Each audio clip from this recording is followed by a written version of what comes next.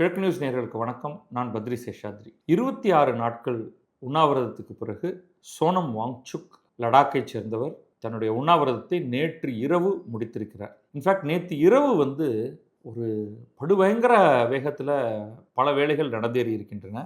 நேற்று இரவு சோனம் வாங்சுக்கை 2 அமைச்சர்கள் ஜிதேந்திர சிங்கும் ஜேபி நட்டாவும் சந்தித்து அவருக்கு சில வாக்குறுதிகளை கொடுத்து முதல்ல அவருடைய உண்ணாவிரதத்தை முடிச்சு வைக்கிறாங்க. டீட்டெயில் ஃபுல்லாக பார்த்துருவோம். பிறகு நேற்று இரவு நள்ளிரவு நம்மெல்லாம் தூங்க போனதுக்கு பிறகு இது நடந்திருக்கு.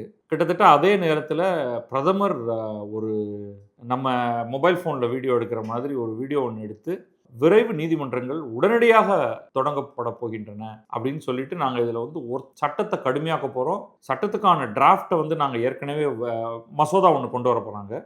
ஏற்கனவே வேலை செய்ய ஆரம்பிச்சிட்டோம். அடுத்த வாரம் மசோதாவை நாடாளுமன்றத்தில் டேபிள் பண்ண போகிறோம். அதுக்கு என்னென்னா கடுமையான டீட்டெயில் பிறகு பார்ப்போம். மிக கடுமையான தண்டனைகளை கொடுப்பதற்கு. ஏன்னா இப்பொழுது இருக்கக்கூடிய தண்டனைகளோ அல்லது என்ன கிளாஸ் என்ன சப்செக்ஷன் கீழே வழக்க தொடுக்க முடியுமோ அதெல்லாம் ரொம்ப வீக்கானதாக இருக்குது. அதனால் வலுவான ஒரு சட்டம் கொண்டு வர போகிறோம் அப்படின்னு சொல்லி அடுத்து துறை செயலர் மாற்றப்பட்டிருக்கிறார். ஒரே ஒரு மாற்றம் நடக்கலை. தர்மேந்திர பிரதான் இன்னமும் தன்னுடைய பதவியில் இருக்கிறார். அவர் பதவி நீக்கம் செய்யப்படவில்லை, அவரும் பதவி விலகவில்லை. கோர்ட் டெல்லி நீதிபதியாக அறிவிச்சிட்டாங்க. ஃபாஸ்ட் ட்ராக் கோர்ட் செட் பண்ணுறதா சொல்லிட்டாங்க. இன்னும் 3 இடங்கள்லையும் நடக்க போகிறதாக தெரிகிறது. இது எல்லாம் நடந்தாலும் இன்னொரு பக்கம் காக்ரோச் ஜனதா பார்ட்டி எங்களுடைய போராட்டம் தொடரும். அவங்க இன்னும் ஒரு சிலதெல்லாம் கேட்குறாங்க. நம்ம என்ன அப்படிங்கிறத முழுக்க பார்த்துருவோம். கொஞ்சம் அலசலாம். இது ஒரு எவால்விங் சிச்சுவேஷன் அப்படிங்கிறதுனால இன்னைக்கு வெள்ளிக்கிழமை, சனி ஞாயிறு பெரிய அளவுக்கு என்ன நடக்கும் அப்படின்னு தெரியல. நிறைய மாணவர்கள் வருவதற்கான வாய்ப்பு இருக்குது அந்த இடத்துக்கு. மாணவர்கள் மட்டுமல்ல, இன்னும் பலரும். ஸோ இது எல்லாத்தையும் முழுமையாக பார்த்துருவோம். ஸோ நேற்று நான் சொன்ன மாதிரி 26 நாட்களுக்கு பிறகு குர்காவ் என்று முன்னால் சொல்லிக் கொண்டிருந்த குருகிராம்ங்கிற இடத்துல இருக்கிற மெதாண்டா ஹாஸ்பிட்டலில் இருக்கும் சோனம் வாங்சுக் பழரசம் அருந்தி தன்னுடைய உண்ணாவிரதத்தை முடித்து கொண்டிருக்கிறார். அவருடைய x.com வலைத்தளத்தில் போஸ்ட் ஒன்று அவர் போடுறாரு. அதில் சொல்கிறாரு, இப்பொழுதுதான் ஜேபி நட்டா, டாக்டர் ஜிதேந்திர சிங் 2 மத்திய அமைச்சர்கள் மற்றும் லே லடாக் கவுன்சில், அபெக்ஸ் பாடி, அங்கே சட்டமன்றம் கிடையாது, அது ஒரு யூனியன் டெரிட்டரி. ஸோ அந்த பகுதிக்கான அந்த ஹில் கவுன்சில் அப்படின்னு சொல்கிறது, அந்த கவுன்சிலோட அபெக்ஸ் பாடியை சேர்ந்த சில தலைவர்கள் அவர்கள் முன்னால் 26 நாட்களுக்கு பிறகு நான் என்னுடைய உண்ணாவிரதத்தை முடித்துக் கொண்டிருக்கிறேன். இதற்கு முன்னமேயே கிட்டத்தட்ட 65 நாடாளுமன்ற உறுப்பினர்கள் என்னை நேரில் சந்தித்தனர். கடிதம் மூலம் எனக்கு எழுதினர். உண்ணாவிரதத்தை முடித்துக் கொள்ளுங்கள் என்று அவர்கள் கேட்டுக்கொண்டனர். கடந்த 2 நாட்களாக நாங்கள் நிறைய பேச்சுவார்த்தைகள் நடத்தி கொண்டிருக்கிறோம். அந்த பேச்சுவார்த்தைகளுக்கு பிறகு இப்பொழுது நான் முடித்துக் கொண்டிருக்கிறேன். என்ன பேசினோம், என்ன நிபந்தனைகள் நான் கேட்டுக்கொண்டேன், எது அரசு ஒப்புக்கொண்டிருக்கிறது, அதை பற்றி நான் தனியாக ஒரு வீடியோ போடுவேன் அப்படின்னு அவர் சொல்லியிருக்காரு. அப்புறம் முக்கியமாக அவர் கடைசியாக சொல்கிறது, இதுதான் ஆப்ரேட்டிவ் ஃப்ரேஸ் என்னை பொறுத்த வரைக்கும் சென்டென்ஸ், எல்லோரும் கவனமாக இருங்கள், எந்த விதத்திலும் வன்முறை நடக்காதவாறு பார்த்து கொள்ளுங்கள். கிளியராக நமக்கு சில விஷயங்கள் தெரியுது. இந்த மூமெண்ட்டு காக்ரோச் ஜனதா பார்ட்டி ஆரம்பித்தது, சோனம் வாங்சுக்கை அழைத்தார்கள், அவர் கலந்து கொண்டார். ஆனால் கடந்த 20 தினங்களில் கொஞ்சம் கொஞ்சமாக அதில் இன்ஃபில்ட்ரேஷன் வந்தது. நான் ஒரு சின்ன கிளிப் சொல்கிறேன். நேற்றைக்கு அது இதற்கு முன்னமே வந்திருக்கலாம், ஒரு 2 நாளைக்கு முன்னாடியாக இருக்கும். யோகேந்திர யாதவ் பிரதமர் போன்றவர்களால் ஆந்தோலன் ஜீவி என்று அழைக்கப்படுபவர், நல்ல மனிதராக ஒரு காலத்தில் இருந்திருக்கலாம். யோகேந்திர யாதவுடைய ஒரு சின்ன இன்டர்வியூலேருந்து ஒரு கிளிப் ஒன்று வருது. அதோடைய முன்ன பின்ன ஹிஸ்ட்ரி என்ன, கான்டெக்ஸ்ட் என்ன அப்படின்னு தெரியல. அவர் அதை உண்மையிலேயே அதை மீன் பண்ணாரா, அதுதான் அவருடைய கருத்தா அப்படிங்கிறதும் தெரியல. பிபிசி ஹிந்திக்கு ஒரு பேட்டி கொடுத்துருக்காரு. அந்த கிளிப் வருது. அந்த கிளிப்பில் அவர் சொல்கிறாரு, இனி நாடாளுமன்றமும் தேர்தலும் ஒரு பொருட்டல்ல, அங்கே ஒன்றும் நடக்காது, இனிமேல் டிசிஷன்ஸ், முடிவுகள் எல்லாம் தெருவில் எடுக்கப்படும் அப்படிங்கிறார். இது அப்படிப்பட்ட நிலைமை வந்துவிட்டது அப்படின்னு சொன்னால் அது வேற விஷயம். இனி தெருவில் தான் ஆன் த ஸ்ட்ரீட்ஸ் அப்படின்னா, நாங்கள் தேர்தலை நம்பலை, கிட்டத்தட்ட அதை புறக்கணிக்கிறோம், நாங்கள் நாடாளுமன்றத்தை நம்பலை, தேர்ந்தெடுக்கப்பட்ட உறுப்பினர்களை நம்பலை, நாங்கள் தெரு போராட்டத்தையும் அதில் இருக்கக்கூடிய பொதிந்திருக்கக்கூடிய வன்முறையையுமே நாங்கள் ஆதரிக்கிறோம், ஆராதிக்கிறோம் அப்படிங்கிற மாதிரியான ஒரு எண்ணம் விடுகிறது. ஸோ அந்த ஃபுல் கான்டெக்ஸ்ட் பார்க்கணும், ஒத்துக்கிறேன். இருந்தாலும் அதுதான் இப்போ நடக்குது. நீங்கள் பாருங்கள், மல்டிபிள் கிளிப்ஸ் நீங்கள் பார்க்கலாம். ஒரு பக்கம் 2 சாரார் என்ன பண்ணுறாங்க, ஒருத்தர் வன்முறையை காமிக்கிறாங்க. அடித்தாங்க, தள்ளி விட்டாங்க, ட்ரெஸ்ஸை கிழிச்சாங்க, ஓட ஓட விரட்டினாங்க அப்படின்னு காவல்துறை பக்கம் நடக்கிறத காமிக்கிறாங்க. இன்னொரு பக்கம் கிளிப்ஸ் பார்த்தீங்கன்னா, இந்த கோதி மீடியா என்று சொல்லப்படும் அரசுக்கு ஆதரவான யூடியூபர்ஸ், மீடியா அப்படிங்கிறவங்க போடுற கிளிப்பு பார்த்தீங்கன்னா, மாணவர் போராட்டம் பரீட்சையில் ஒரு இந்த லீக்கான கொஸ்டின் பேப்பரை அடிப்படையாக வைத்து ஒரு நிறைய சீர்திருத்தங்கள் வேணும் பரீட்சையில் என்று ஒரு பக்கம் இந்த போராட்டம் நடந்து கொண்டிருக்கையில் என்னென்னலாம் வருது அப்படின்னு பார்த்தீங்கன்னா, இடதுசாரிகளோட இன்ஃபில்ட்ரேஷன் வருது. அவர்கள் தங்களுடைய கொள்கைகளை திணிக்கிறார்கள். மதம், அதாவது இந்து மதத்துக்கு எதிரானவர்கள். ஏன்னா இது எப்படின்னா ஒரு ஒரு கணக்கு அப்படியே லிங்க் போட்டுட்டு வர்ற மாதிரி, யார் ஆட்சியில் இருக்காங்க? பாரதிய ஜனதா. பாரதிய ஜனதா யாரு? இந்துத்வா. பாரதிய ஜனதா என்ன பண்ணுது? ராமர் கோயில் கட்டினது. அப்ப ராமர் ஒரு டேஷ். இது நீங்க அந்த பல்வேறு கிளிப்ல ஒரு கிளிப் இது பார்க்கலாம் நீங்க. இந்து மத கடவுளர்களை பத்தி அசிங்கமாக பேசுறது. இப்ப நீங்க பண்ற போராட்டம் என்ன? எதுக்கான போராட்டம்? அதுல நீங்க எப்படியெல்லாம் ஹைஜாக் பண்றீங்க? அதுக்கப்புறமா அதுல முஸ்லிம் மதத்தை உயர்த்தி பேசுவது வருகிறது. இப்படி தொடர்ச்சியாக உங்களுக்கு சில அதாவது மத ரீதியாக இது நகர்த்தப்படுகிறது. இதற்கிடையில ரிசர்வேஷனை பத்தி சிலர் பேச ஆரம்பிக்கிறாங்க.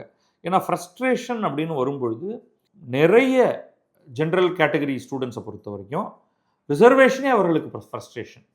அது சில டெலிவிஷன் டிபேட்லலாம் பார்த்தீங்கன்னா, அதில் அந்த அப்பர் காஸ்ட் அல்லது ஜென்ரல் கேட்டகரி ஸ்டூடெண்ட்ஸ் நான் இவ்வளோ மார்க் வாங்கினாலும் எனக்கு நீட்டில் எனக்கு சீட்டு கிடைக்காது, அவங்க இவ்வளோ மார்க் வாங்கினாலே அவங்களுக்கு சீட்டு கிடைக்குது அப்படிங்கிற மாதிரி கத்துறதை பார்க்குறோம். அது உணர்ச்சி மேலிட்டனால கத்துறதை பார்க்குறோம். ஸோ பலவேறு ஃபோர்ஸஸ் உள்ள வருது. இப்போ தமிழ்நாட்டில் எடுத்துக்கிட்டிங்கன்னா அந்த போராட்டமே வேற. ஆனால் நீட்டுக்கு எதிரான போராட்டம் அப்படின்னு இங்கே அதுக்கு ஒரு ட்விஸ்ட் கொடுக்குறாங்க. உடனே அங்கிருந்து அடுத்து கல்வியை மாநில பட்டியலுக்கு நகர்த்த வேண்டும், நீட்டை நீக்க வேண்டும், கல்வியை மாநில பட்டியலுக்கு நகர்த்த வேண்டும் அப்படின்னு ஒரு கோரிக்கை பிரான்ச் அவுட் ஆகுது. இப்படி பார்த்தீங்கன்னா ஒவ்வொரு இடத்துலையும் ஒரு போராட்டம்னு ஆரம்பிக்கும் போது அது அதே குறிக்கோளோட கொள்கையில் மட்டும்தான் இருக்குன்னு சொல்ல முடியாது. அதுதான் இது போன்ற பெரிய மாப் ட்ரிவன் கூட்டங்கள் நிகழ்த்தக்கூடிய போராட்டங்களுக்கான பிரச்சனையே. அதோடைய மைய விசை அப்படிங்கிறது யாரு? அவர்களுக்கு தெளிவு இருக்கிறதா? எஜுகேஷனல் ரிஃபார்ம் அப்படிங்கிறாங்க. இதை பற்றி நான் ஏற்கனவே பேசிட்டேன். என்ன ரிஃபார்ம்? எஜுகேஷனில் என்ன ரிஃபார்ம் வேணும் உங்களுக்கு? இல்லை இது வேலை இல்லா திண்டாட்டத்துடைய அந்த ஃப்ரஸ்ட்ரேஷன், அந்த விரக்தி தான் இதை தூண்டுது. ஒருத்தரும் அதை பற்றி பேசலை. அங்கே போராடக்கூடிய மாணவர்களோ இல்லை அவருடைய பெற்றோர்களோ என் பிள்ளைக்கு வேலை கிடைக்கலைங்க, அதனால தான் நாங்கள் இங்கே வந்திருக்கோம்னு யாருமே பேசலை. அப்போ இது என்ன பிரச்சனை அப்படிங்கிறது நகர்ந்து அப்புறம் அதில் வன்முறை எலிமெண்ட் போலீஸ்காரர்கள் அமைதியாக நிற்பவர்களை அடிக்கிறது. அப்போ அவங்க ரியாக்ட் பண்ண தான் பண்ணுவாங்க. ஏன்னா அவங்க கையில் பெரிய கம்பு இருக்குது, அதை ஞாபகம் வச்சுக்கோங்க. இந்த மாதிரி இதை தூண்டுறதுக்கான பலர் ஏன்னா இப்போ உங்களுக்கு பாரதிய ஜனதாவை தேர்தலில் தோற்கடிக்க முடியவில்லைங்கிற ஒரு ஃப்ரஸ்ட்ரேஷன் இருக்கு இல்லையா? அந்த ஃப்ரஸ்ட்ரேஷனில் நீங்கள் என்ன பண்ணுறீங்க? அவர்களுக்கு எதிராக என்ன நடந்தாலும் அதை ஆதரிக்க வேண்டும் அப்படின்னு. அப்புறம் இந்த தியானன்மன் சதுக்கத்தில் ஒரு டேங்க் வருது. அதுக்கு ஏற்ற மாதிரி ஒரு தனி நபராக ஒருவர் நிற்பார். ஒரே ஒரு ஒற்றையாள், 2 கையும் இப்படி விரிச்சுக்கிட்டு. அது ரொம்ப ஐகானிக் ஃபோட்டோ. அது எல்லாரும் காமிப்பாங்க. அதுக்கப்புறம் அந்த மாணவர்கள்லாம் இழுத்து வச்சு தீத்து கட்டினாங்கிறது வேற விஷயம். ஆனால் இது ஐகானிக் ஃபோட்டோன்னு நியூயார்க் டைம்ஸ் அதை ஃப்ரண்ட் பேஜில் போட்டுரும். உடனே அதனால் இன்ஸ்பயர் ஆன ஒருத்தங்க நேற்றுக்கு அதுவும் மும்பையில் ஒரு பஸ்ஸு, அந்த பஸ்ஸுக்கு முன்னாடி இப்படி போய் நின்றுட்டு இப்படி கையை விரித்து ஒத்தாளா பஸ்ஸை தடுத்து நிறுத்திட்டேன்ட்டு. ஆல் திஸ் இஸ் இது எங்கேயோ நடக்கிற ஒரு பிரச்சனை. அந்த பிரச்சனையுடைய குவிமுகம் வேற இடத்துல இருக்குது. அங்கே நடக்கக்கூடிய விஷயங்கள் அது என்னவா மாறணும் அப்படிங்கிறத பற்றின கவலைகளை எல்லாத்தையும் விட்டுட்டு ஆங்காங்கே பாட்டை போட்டுட்டு டான்ஸ் ஆடிட்டு இருக்கிறது. இப்படி தான் எல்லா போராட்டமுமே இருக்கும். அப்புறமா வெற்றி வெற்றி வெற்றி அப்படின்னு சொல்லிட்டு வர வேண்டியது இல்லை. போகிற இடத்துல தள்ளுமுள்ளில் கீழே விழுந்து அல்லது போலீஸ்னால் அடிபட்டு வீட்டுக்கு அழுதுகிட்டு இருக்கிறது. இதெல்லாம் ஒரு பக்கம் இருக்கட்டும். இன்னொரு பக்கம் இது என்ன பொறுத்த வரைக்கும் அரசின் பெரும் தோல்வி எதில் அப்படின்னா, எவென்ச்சுவலி நீங்கள் இதுலேருந்து ரொம்ப காயப்படாமல் தப்பிச்சு வரலாம். ஆனால் உங்கள் இமேஜுக்கு 2-3 விதத்தில் தோல்வியாகுது. ஒன்று டோன் டெஃப் அப்படின்னு சொல்லுவாங்க. ஒருத்தர் நீங்கள் அரசாக இருக்கும் பொழுது ஒருத்தர் கதறார் அப்படின்னா செவி சாய்க்கணும். அங்கே ஈகோ முக்கியமே கிடையாது. அதில் கொஞ்சம் எகத்தாலும் கூட இருக்கலாம். நான் அழுதுகிட்டே இருக்கேன், என்னை பார்க்கல, நீ எல்லாம் ஒரு மனுஷனா அப்படின்னு திட்டினாலும் நீங்கள் கவலைப்படக்கூடாது. சாரிப்பா, என் காதில் விழுறதுக்கு கொஞ்சம் லேட்டாகிருச்சு, வா நம்ம என்ன பண்ணலாம் அப்படின்னு பேசணும். இவங்க எல்லாம் வருவானுங்க, கலைஞ்சு போவானுங்க அப்படிங்கிற ஆட்டிடியூட் வந்து எப்பவுமே ரொம்ப தவறான ஆட்டிடியூட். ஸோ நான் வந்து இந்த மாணவர்கள் ஆரம்பிக்கும் பொழுதே அது அது யாராக இருந்தாலும், அது அபிஜித் தீப்கே யாரு, அவர் எங்கேருந்து வந்தாரு, அவர் ஃபாரின்ல படிச்சுட்டு இருக்காரா, அவருடைய பின்னணி என்ன, அவங்க அப்பா அம்மா யாரு, அதெல்லாம் விட்டுருங்க. அவர் கூப்பிட்ட குரலுக்கு பின்னாடி ஒரு கூட்டம் வருது இல்லையா? அப்ப அந்த கூட்டத்தை எப்பவுமே ஒரு ஆட்சியாளர் கூட்டத்தை பார்த்து அஞ்ச வேண்டும். இது என்னுடைய கருத்து. கூட்டம் கூடாமல் பார்த்துக் கொள்ள வேண்டும். அதுக்காக உடனே போலீஸ் அனுப்பு போட்டு இழுத்து வெளு அப்படின்னு நான் சொல்லல. அது ரொம்ப தவறான முடிவாகிவிடும். இப்போ சோனம் வாங்சுக் வராரு, உண்ணாவிரதம் இருக்காரு. மொத நாளே போய் உட்கார்ந்து பேசலாம். அப்புறம் இந்த திரும்பத்துமான ஆரம்பத்துல இவங்கெல்லாம் கேட்கறதுக்கு முன்னாடிலேருந்து நான் கேட்டுட்டு இருக்கேன். தர்மேந்திர பிரதான் அவ்வளவு முக்கியமானவரா? ஏன் அவரை பதவி விலகச் சொல்லவில்லை? அவரை பதவியிலிருந்து விலகச் சொல்லலாம் நான் சொல்ல மாட்டேன். டிஸ்மிஸ் பண்ணியிருக்கணும். இப்ப இல்ல. எப்ப வந்து அந்த லீக் அவுட் நியூஸ் வந்ததோ, எப்ப நீங்க அவசர அவசரமாக 2வது ஜூன் மறுதேர்வு நடக்கப் போகிறது என்று முடிவெடுத்து ஒரு குவிக்கா ஒரு ஒரு ஆக்ஷன்ல இறங்குறீங்களோ, அந்த நேரத்துல சரி அதுக்கு பிறகு விடுங்க. சிபிஎஸ்இ சொதப்பல் நடக்குது. அப்ப நீங்க அவசர அவசரமா ஐஐடி மெட்ராஸ கூப்பிட்டு இந்த ஓட்டைய ஃபிக்ஸ் பண்ணுங்கன்னு சொல்றீங்க.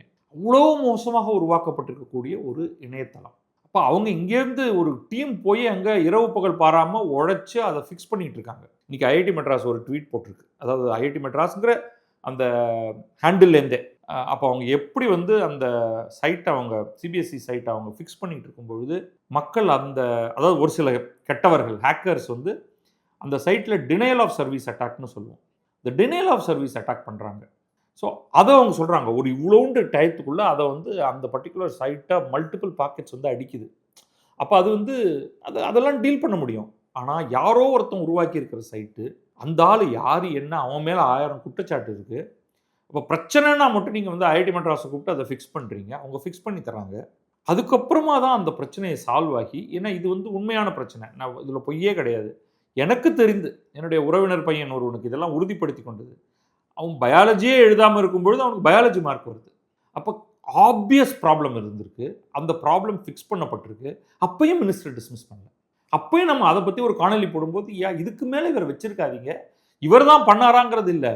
ஒரு பிரச்சனை என்றால் அதற்கு ஒரு பொறுப்பு என்று ஒருவர் எடுத்துக்கொள்ள வேண்டும். பெரிய ப்ராப்ளம் வரும்பொழுது இப்போ ரயில் ஆக்சிடென்ட்டுக்கெல்லாம் ரயில்வே மந்திரி போய் ரிசைன் பண்ணணும் அப்படின்னா நாட்டில் யாருமே ரயில்வே மந்திரியாக இருக்க முடியாது. ஆனால் இது அப்படிப்பட்டதல்ல. அது லோக்கலைஸ்ட் ப்ராப்ளம். தெருவில் பஸ் ஆக்சிடென்ட் நடந்துக்கிட்டு தான் இருக்குது. நீங்கள் ஏதோ கட்டடம் கட்டிகிட்டு இருக்கும்பொழுது ஒரு சின்ன ஆக்சிடென்ட் அங்கே நடக்குது. இப்போ நமக்கு மெட்ரோ எடுத்துக்கிட்டிங்கன்னா சென்னை மெட்ரோவில் எவ்வளவோ ஆக்சிடென்ட் நடக்குது. இங்கே டிஎன்பிஎஸ்சிலையும் ப்ராப்ளம் வருது. எதுக்கெடுத்தாலும் நீங்கள் பண்ணணுங்கிற அவசியம் இல்லை. ஆனால் அந்த severity of the problem repetition நீட்டில் 3 தடவை நடந்துருச்சு. இது இப்போ எங்கேயோ ஒரு இடத்துல ஆக்ஷன் எடுக்காமல் விட்டுட்டு இன்னி வரைக்கும் ஆக்ஷன் எடுக்காமல் எதிரிகள் ஒருமுகமாக குவிகிறார்கள். அரசியல் எதிரிகள் அங்கே குதிக்கிறார்கள். வன்முறை எலிமெண்ட்ஸ் கிளியராக உள்ள வராங்க. நல்லா தெரியுது. உங்ககிட்ட வந்து இன்டெலிஜென்ஸ் பியூரோ ஐபி இருக்குது. அவங்களுடைய ரிப்போர்ட் வந்துக்கிட்டு இருக்கும். அதில் என்ன இருக்குன்னு எனக்கு தெரியாது. ஆனால் நிச்சயமாக அவங்க சொல்லியிருப்பாங்க இந்த மாதிரிலாம் நடந்துக்கிட்டு இருக்குங்க, கொஞ்சம் இதில் விரைவாக முடிவெடுங்கன்னு. பிரைம் மினிஸ்டர் கவலையே படலை அப்படிங்கிறது தான் இந்த இடத்துல வந்து பிரைம் மினிஸ்டர் மீது நம்ம வந்து ஒரு ரொம்ப வருத்தத்தோடு இந்த குற்றச்சாட்டை பதிவு செய்ய வேண்டியிருக்கு. இது 2 நிமிஷத்தில் நீங்கள் இன்னேத்திக்கு ராத்திரி ஒரு வீடியோ போடுறதுக்கு பதில் ஜூன் மாதமே நீங்கள் வேணா என்ன பண்ணியிருக்கலாம், இப்போ அந்த பிரச்சனையை தீர்க்கிற வரைக்கும் அந்த ஆளை வச்சுப்போம், பிரச்சனை முடிஞ்சிருச்சு, ப்ளீஸ் ரிசைன். ஏன்னா அந்த மினிஸ்டர் போய் ரிசல்ட்டை கொடுக்க போகிறதில்ல. நீங்கள் பண்ணதெல்லாம் பண்ணீங்க, 2 மாதம் லீவு. இன்னைக்கு பாருங்கள் மக்கள் என்னெல்லாம், அதாவது எல்லாருமே வந்து இதுக்கு எதிராக போராடக்கூடிய எல்லாருமே நல்லவர்கள் கிடையாது. தர்மேந்திர பிரதானுடைய மகளுடைய இன்ஸ்டாகிராம் பக்கத்தில் போய் கண்ட மாதிரியாக ஏசி கேலி பண்ணி அந்த பொண்ணு பாவம் அது வந்து க்ளோஸ் பண்ணிடுச்சு. இன்ஸ்டாகிராம் சோஷியல் மீடியா ஹேண்டில் எல்லாத்தையும் க்ளோஸ் பண்ணிடுச்சு. இதில் என்ன பெருமை இருக்குது? சரி மீதியை முடிப்போம். ஸோ பிரைம் மினிஸ்டரும் கேட்டுக்கிட்டு சோனம் வாங்சுக்கு வந்து ஐயா நீங்கள் வந்து தயவு செஞ்சு டாக்டரோட அட்வைஸை கேட்டு உங்களுடைய இந்த உண்ணாவிரத்தை முடிச்சுக்குங்க அப்படின்னு சொல்லிட்டாரு. அதுவும் அவரும் முடிச்சிட்டாரு. ஆனால் காக்ரோச் ஜனதா பார்ட்டி என்ன சொல்கிறாங்கன்னா, எங்களுக்கெல்லாம் கவலையே இல்லைங்க, எதை பற்றியும் அவர் சோனம் வாங்சுக் அவருடைய உண்ணாவிரத்தை முடித்து கொண்டதற்கு எங்களுடைய பாராட்டுகளை நன்றியை தெரிவித்துக் கொள்கிறோம். ஆனால் தர்மேந்திர பிரதான் பதவி விலக வேண்டும் அப்படின்னு அவங்க வந்து ஒற்றை புள்ளியில் அவங்க நிற்கிறாங்க. அடுத்து வந்து மற்ற சில விஷயங்களை பார்ப்போம் என்னென்ன அப்படின்ட்டு. இந்த பேக்ரவுண்டெலாம் உங்களுக்கு தெரியும், அதை பற்றி நான் ஒன்றுமே சொல்ல போகிறதில்ல. இந்த 3 அஷ்யூரன்ஸ் வந்து சோனம் வாங்சுக் கேட்டிருக்காரு. அது என்னென்ன அப்படின்னா, இந்த கல்வி பிரச்சனை, அதுவும் முக்கியமாக போட்டித் தேர்வுகள் பற்றிய இந்த பிரச்சனையை பற்றி நாடாளுமன்றத்தில் விவாதிக்க வேண்டும். நம்பர் 2, இந்த நீட் மறுதேர்வு காரணத்தினால் தற்கொலை செய்து கொண்ட மாணவர்களின் குடும்பங்களுக்கு நிதி உதவி செய்ய வேண்டும் அல்லது இழப்பீடு தர வேண்டும். 3வது, ஜந்தர் மந்தரில் இந்த போராட்டத்தை முன்னெடுத்து சென்ற மாணவர்கள் மீது வழக்கு எதுவும் பதியக்கூடாது. இந்த வழக்கு பதியக்கூடாது அப்படிங்கிறதுல எனக்கு ஒரு சில மாற்று கருத்துக்கள் இருக்குது. வீடியோ பார்க்கணும்.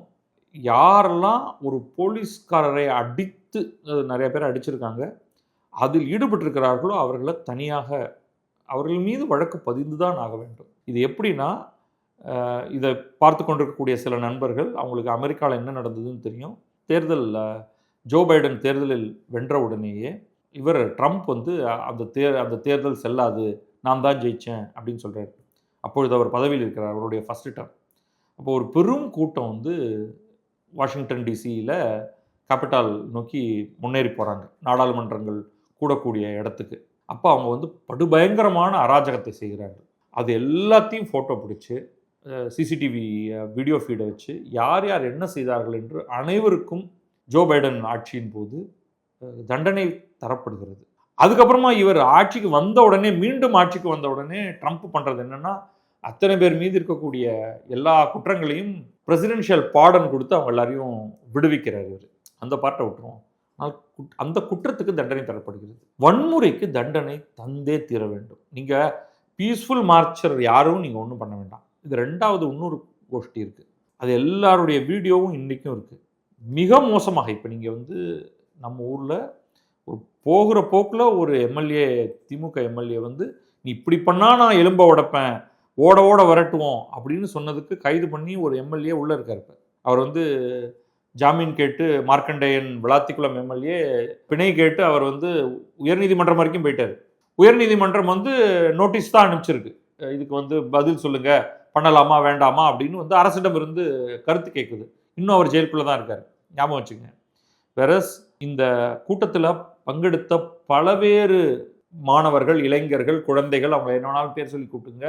ஏன்னா 17 வயசு ஆயிடுச்சுன்னா அவங்க குழந்தைகள், 18 வயசு 19 வயசு ஆயிடுச்சுன்னா அவங்க வந்து மாணவர்கள் அல்லது இளைஞர்கள். ஓகே, ஆனால் இங்கே 70 வயசு காரங்களும் அங்கே போராட்டத்தில் இருக்காங்க. அவங்க வந்து ஒரு ஆவேச பேச்சாக இருந்தாலும் கொலை மிரட்டல்லாம் விடுத்திருக்காங்க, பிரதமருக்கு எதிராக, இன்னும் பலருக்கு எதிராக. அவங்க எல்லாரையும் குறைந்தபட்சம் அவங்கள உடனே தூக்கி ஜெயிலில் போடுங்கன்னு நான் சொல்லலை. அவங்கள இன்வெஸ்டிகேட் பண்ணணும், அவங்கள அதை வீடியோவை போட்டு காமிக்கணும் பப்ளிக்காக. அது ஒரு மீடியாவை சேர்ந்தவர் வந்து மைக்கை நீட்டுறாருனாலும், ஏன்னா அதுதான் உங்களுக்கு அந்த சுற்றி இருக்கக்கூடிய அந்த மாப் உங்களுக்கு கொடுக்குற தைரியம் என்னென்னா, இஷ்டத்துக்கு பேசுறது, வாய் இருக்குங்கிறதுனாலேயே பேசுறது. அதை இது தாண்டி மற்றவர்கள் மீது எந்த வழக்கும் போட வேண்டியது அவசியம் இல்லை அப்படிங்கிறது தான் என்னுடைய கருத்து. அடுத்தது வந்து என்ன அப்படின்னா, பிரைம் மினிஸ்டருடைய வீடியோ மெசேஜ். அந்த பிரைம் மினிஸ்டருடைய வீடியோ மெசேஜை நம்ம போடுவோம், அதை நீங்கள் பார்த்துங்க, ஹிந்தியில் இருக்கும். फ्रेंड्स, मैं जानता हूं कि पेपर लीक ये कोई मामूली विषय नहीं है. लाखों विद्यार्थी और उनके अभिभावकों के लिए बहुत ही पीड़ादायक है और इसलिए पेपर लीक घटना से अब तक पिछले 2.5 महीनों में अनेक विध कदम उठाए गए. பட் அதில் இருக்கக்கூடிய விவரம் என்ன அப்படின்னு சொல்லிடுறேன். முதல்ல அவர் சொல்கிறது வந்து, பேப்பர் லீக் அப்படிங்கிறது சாதாரண விஷயம் இல்லை. எகெயின் நான் இந்த ஆரம்பத்தில் எனக்கு ஒரு ஆதங்கத்தினால தான் இதை சொல்கிறேன். சார், நீங்கள் ஒரு 25 நாள் லேட்டாக அதை பண்ணியிருக்கீங்க, இன்ஃபேக்ட் 40 நாள் லேட்டாக பண்ணியிருக்கீங்க, எப்பயோ பண்ணியிருக்கணும். இதை அப்படி பண்ணாததுனால நீங்கள் என்ன மாதிரியான ஒரு பிரச்சனையை நாட்டுக்கே உருவாக்கி கொடுத்துருக்கிறீர்கள் அப்படிங்கிற என்னுடைய ஆதங்கத்தை நான் இப்போ சொல்லிடுறேன். அப்போ அவருடைய மெசேஜுக்கு வந்துடுவோம். நீங்கள் வந்து நாங்கள் இதை சாதாரணமாக எடுத்துக்க போகிறதில்ல. எனக்கு நல்லா தெரியும் இது ஒரு சாதாரண விஷயம் கிடையாது. லட்சக்கணக்கான மாணவர்களுக்கும் அவர்களுடைய பெற்றோருக்கும் இது மிகுந்த மனக்லேசத்தை, கவலையை, வருத்தத்தை கொடுக்கிறது எனக்கு தெரியும். நாங்கள் வந்து கடந்த 2.5 மாதங்களாக பல ஸ்டெப்ஸை எடுத்திருக்கோம். தவறு செய்தவர்கள் கட்டாயமாக பிடிபட்டு தண்டனைக்கு உட்படுத்தப்படுவர். இதுதான் வந்து அவருடைய பேசிக் மெசேஜ். அதுக்கப்புறம் வந்து மாணவர்களுக்கு எந்த காரணத்தை கொண்டும் அவர்களுடைய அந்த அகாடமிக் இயர் வீணாகி விடக்கூடாது என்பதற்காக மிக விரைவிலேயே நாங்கள் பரீட்சைக்கு ஏற்பாடு செய்து 22 லட்சம் பேரை மீண்டும் ஜூனுக்குள்ளாகவே பரீட்சை எழுத வைத்து ஒரு 5-6 நாட்களுக்கு முன் ரிசல்ட்டும் கொடுத்துட்டோம். ஸோ அவர் வந்து பாசிட்டிவ்ஸ் சொல்லிக்கிட்டே வராரு. 19 ஜூலை அன்னைக்கே நாங்கள் வந்து ரிசல்ட் கொடுத்துட்டோம். நாங்கள் இதே நேரத்தில் இன்னும் உடனே வெற்றி அப்படின்னு நாங்கள் சொல்லிடல. அப்பா பிரச்சனை என்னப்பா, எக்ஸாம் தானப்பா, எக்ஸாமை நடத்திட்டேன், ரிசல்ட்டும் கொடுத்துட்டேன், எல்லாரும் கலைஞ்சு போங்கன்னு நாங்கள் சொல்லிடல.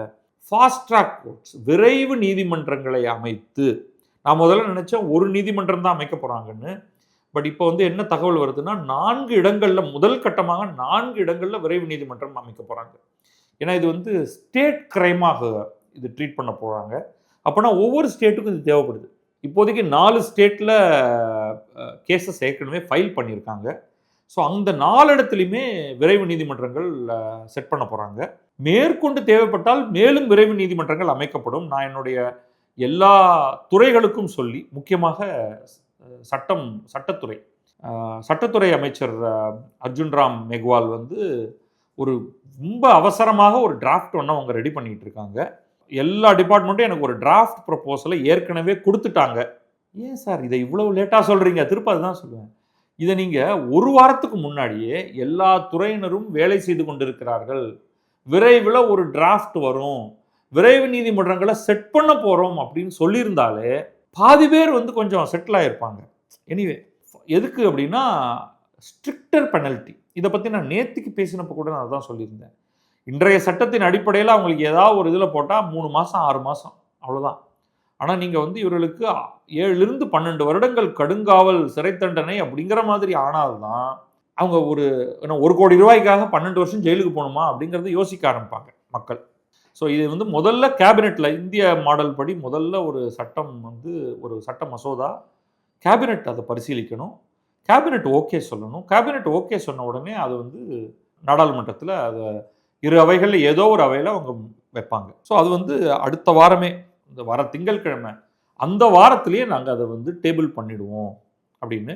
நேச்சுரலி உடனே அது மேலே ஒரு விவாதம் நடக்கும். அதில் எல்லாரும் வந்து ஆட்சியை திட்டுவாங்க, எல்லாரும் நரேந்திர மோடியை திட்டுவாங்க, எல்லாரும் தர்மேந்திர பிரதானை திட்டுவாங்க. ஆனால் தர்மேந்திர பிரதானை பற்றி பிரதமர் வந்து ஒரு வார்த்தை கூட சொல்லலை அப்படிங்கிறது முக்கியம். அப்புறம் அவர் வந்து ஒரு எக்ஸ் வலைத்தளத்துலேயும் ஒரு போஸ்ட் போட்டிருக்காரு.